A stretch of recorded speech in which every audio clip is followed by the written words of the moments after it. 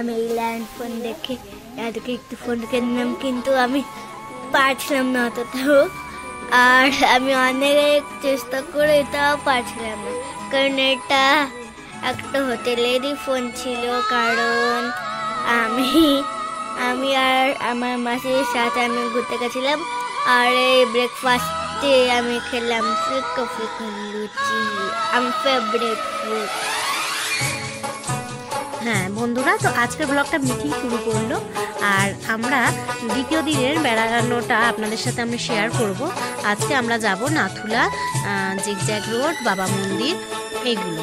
তো আমরা সকালবেলায় একদম রেডি হয়ে ব্রেকফাস্ট করে নিলাম।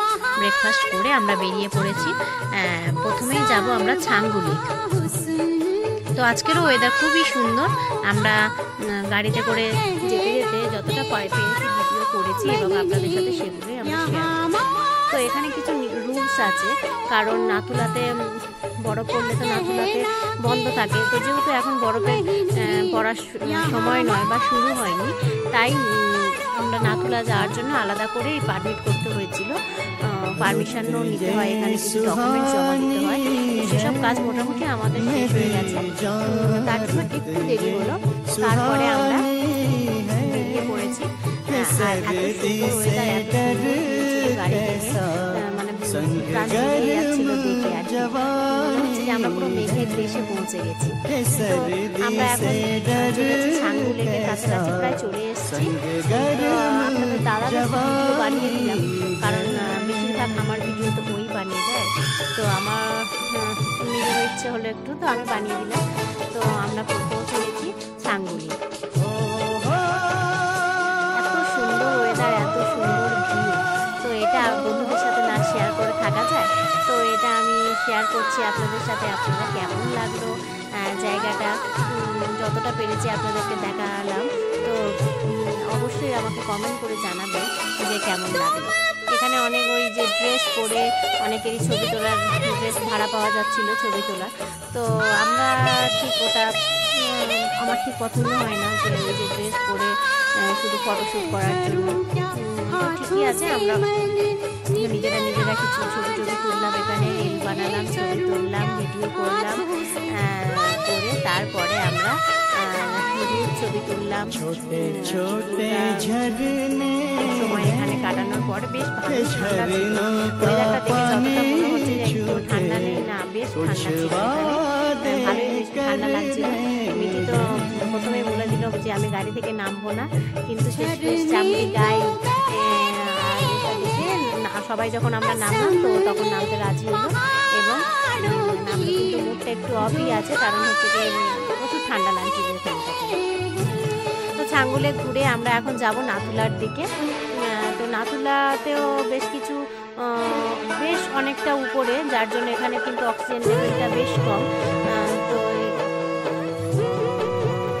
আমরা যখন কাছাকাছি পৌঁছে গেছিলাম নাথুলা, তো আমাদের সাথে যিনি ছিলেন ড্রাইভার দাদা, উনি বলে দিয়েছেন যে আপনারা কিন্তু আগে থেকে শ্বাস নিন এবং সেটাকে ওখানে উপরে গিয়ে নামলেই তখন প্রবলেম হতে পারে। তো আমরা গাড়ির মধ্যে সেটাই করছিলাম এবং শেষমেশ পৌঁছালাম, কিন্তু ওখানটাতে এতটাই ঠান্ডা ছিল। মিঠিকে বারবার জিজ্ঞেস করা হচ্ছিল যে মিঠি কোনো প্রবলেম হচ্ছে কিনা, কিন্তু আমার মনে হয় না যে ও বলতে পারবে বলে নিজে। তো বাবা কোলে করে নিয়েই চলতে গিয়েছিল, খুব একটা অসুবিধা হয়নি ওর, কিন্তু অসুবিধা হয়েছিল আমার বোন আর বোনের হাজবেন্ড। ওরা এই যে শর্টকাট পথটা দিয়ে উপরে এসেছিল, আমাদের পিছন ভেবেছিল মানে খুব একটা অসুবিধা হবে না, কিন্তু ওদের উপরে উঠে একটু অসুবিধা হচ্ছিল। আর সেই সময় ঠিক মাথা থেকে বেরিয়ে গেছে যে ড্রাইভার দাদা ধীরে ধীরে শ্বাস ছাড়তে বলেছিল, ধীরে ধীরে নিঃশ্বাস নিতে বলেছিল, সেটা পুরো মাথা থেকেই বেরিয়ে গেছে। আমরা মানে যথারীতি সেই অক্সিজেন লেভেল কম সেখানে গিয়ে আমরা বেশ ঘন ঘন শ্বাস নিতে থাকছিলাম। তো হালকা লাগছিল, অসুবিধা হচ্ছিল, একটু হাঁপিয়ে গেলে যেমন হয় ঠিক তেমন লাগছিল।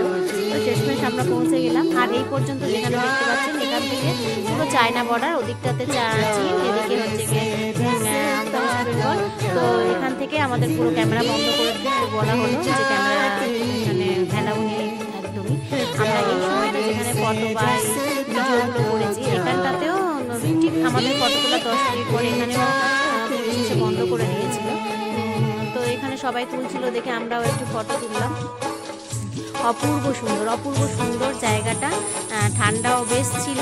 তো আমরা কিছুটা ভিডিও করে তারপরে আমরা ওখান থেকে, খুব বেশি সময় আমরা ছিলাম না ওখানটাতে, কারণ বেশ ভালোই ঠান্ডা লাগছিল এবং অক্সিজেন লেভেলটা যেহেতু কম, তাই মিঠিকে নিয়ে খুব বেশি সময় ওখানে ছিলাম না। জাস্ট উঠলাম, উঠে দেখে আবার খুব তাড়াতাড়ি করে ওখান থেকে নেমে এসেছিলাম। তো ভেবেছিলাম আমার বোন এবং বোনের হাজব্যান্ড ওরা যেতে পারবে না উপরটাতে, বলছিল যে যেতে পারবো না আমরা, কিন্তু বললাম যে ধীরে ধীরে আস্তে আস্তে একটুখানি রেস্ট নিয়ে আসো। তারপরে তো ওরাও গেল, গিয়ে দেখে তারপরে আবার আমরা সবাই ভালোভাবেই চলে এসেছি, খুব একটা কারোরই অসুবিধা হয়নি। তবে আমার মনে হলো যে নাথুলাতে বরফ পড়া তো সবাই দেখে যে বরফে ঢাকা থাকে, এই পাহাড়গুলো একদম রাস্তাঘাট পুরোটাই বরফে ঢাকা থাকে। এই সময়টাতেও কিন্তু যে বরফ নেই বলে যে সুন্দর নয় সেটা একদমই বলা যাবে না, কারণ খুবই সুন্দর লাগছিল। বরফে হয়তো ঢাকা থাকলে হয়তো শুধু বরফই দেখতে হতো, বাকি জিনিসগুলো দেখা যেত না। কিন্তু আমরা বরফ দেখতে পাইনি ঠিকই, কিন্তু বাকি সব কিছু খুব সুন্দর দেখা গিয়েছে এবং ছবিও খুব সুন্দর পরিষ্কার ভিডিও এসেছে। এতেই মানে আমার মন ভরে গেছে। যাই হোক,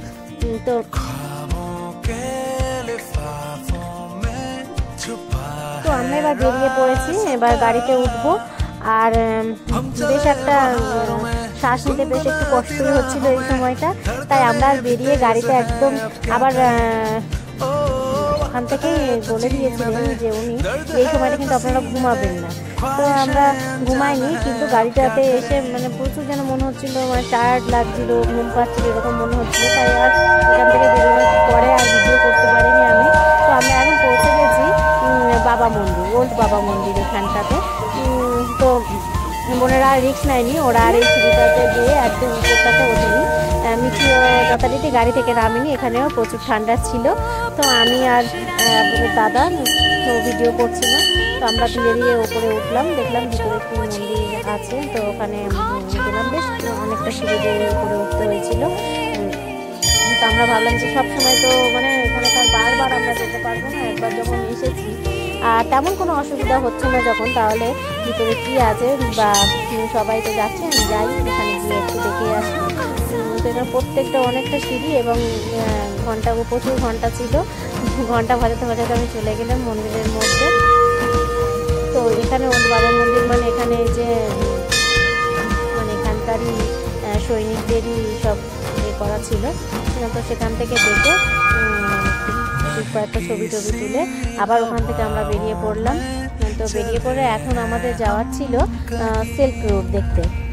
তো সিল্ক রোড দেখতে যাওয়ার আগে একটা ঘটনা বলি, এতটাই মেঘ ছিল ওখানে, হঠাৎ করে 10 মিনিট আমরা ওয়েট করলাম এবং ড্রাইভার দাদা বলে আজকে আপনারা দেখতে পাবেন না, কারণ ভিডিও হচ্ছে পুরোটাই অন্ধকার। তো আমরা বললাম ঠিক আছে, তাহলে মনটা খারাপ হয়ে গেছিল যে আমরা দেখতে পাবো না সিল্ক রোডটা। তো বলে আমরা ওয়েট করে চলে যাচ্ছি। ঠিক 10 মিনিট গাড়ি যাওয়ার পরে দেখলাম হঠাৎ মেঘ সরে গেল এবং আমরা সিল্ক রুটের মজা মানে যে দেখতে পাওয়ার যে কি মজা সেটা পুরোপুরি আমরা তখনই বুঝতে পারলাম এবং সেখানেই শুরু হলো আমাদের শিলাবৃষ্টি।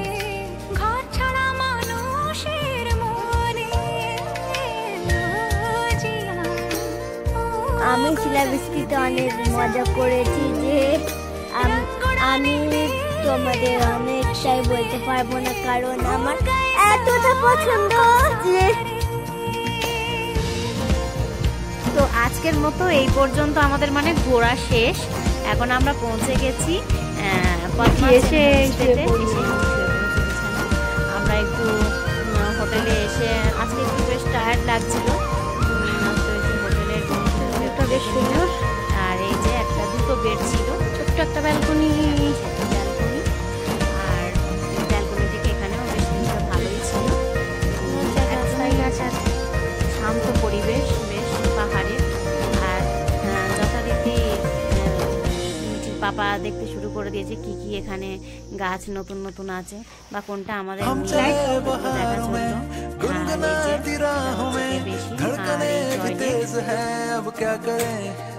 মোটামুটি সবই ভালো ঠিকঠাকই ছিল। তো এখন আমরা যেহেতু লাঞ্চ করিনি, তো আজকে আমরা এখানে এসেই লাঞ্চ করব, তাই ঝটপট করে একটু চেঞ্জ করে নেবো। আর বেশ ঠান্ডা ঠান্ডাই লাগছিল। একবার ঘুমাও আর একবার ঘুমাও না, এবারে যাবো। এবার কি করবে? ভাত খাবে তো? লাঞ্চ করবে? যেতে তো যেতে হবে নিচে। মিটিকে একটু বলছি লাঞ্চ করবে তো, এবার চেঞ্জ করা শুরু হয়ে গেছে। খিদে পেয়ে গেছে? ড্রেস চেঞ্জ করে আমরা এখন যাব লাঞ্চ করতে। তা তো বলতে পারছি না, দাঁড়াও আগে বেশ বিকেল হয়ে গেছিল, 4টে বেজে গেছে, খিদেও বেশ পেয়ে গেছে। তো আমরা চেঞ্জ করে এখন যাচ্ছি লাঞ্চ করতে। দেখা যাক আজকে লাঞ্চে কি আছে।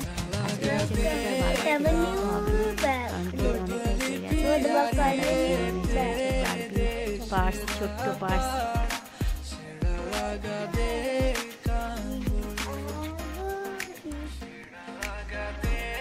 তো এসে গেছে আমাদের লাঞ্চ এবং খাওয়া শুরুও হয়ে গেছে ভিডিও করার আগে। খিদে এত জোরেই পেয়েছিল। তো এখানে একটা ভাজা ছিল, ডিম ভাজা ছিল, স্যালাড আর ডাল।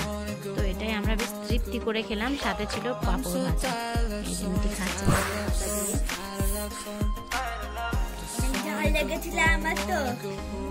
খাওয়া দাওয়া সেরে আজকেকার ভিডিওটা এখানেই শেষ করছি।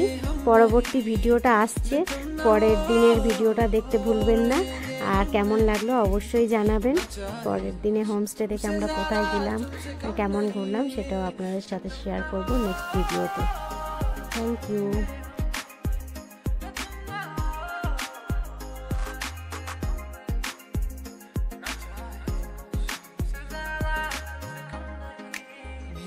Chali